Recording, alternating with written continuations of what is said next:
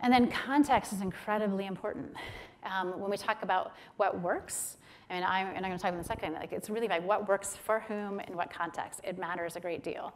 And going back to your car, it can be great if it works all the time, except when it rains. Then if you live in a place like Seattle, you maybe don't want that car. So it's like thinking similar in classrooms. If it doesn't really work well with ELL students, it's not the tool for you. If it doesn't work well in rural communities, or if it's designed for a place that's project-based learning. So it's really like we need to be capturing this. There are tools that work really well for like young new teachers or really experienced teachers, and we have no way of, we are not tracking that information right now. Okay.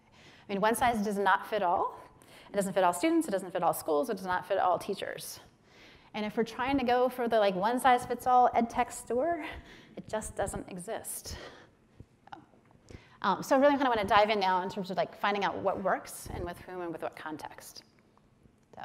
So what if we designed a system where we were able to actually capture that information around context, so that every time a tool was used, we'd actually know all the things around how it was used, how it was implemented, what the experience of the teacher was, what the students were like, how much professional development did that teacher get.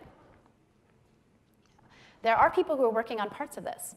So the Gates Foundation funded what's called the Learning Assembly, 7 different communities across the US. They're trying to look at like kind of test beds, doing professional development with teachers, mostly around personalized learning, trying to capture and find out all that kind of context piece around it.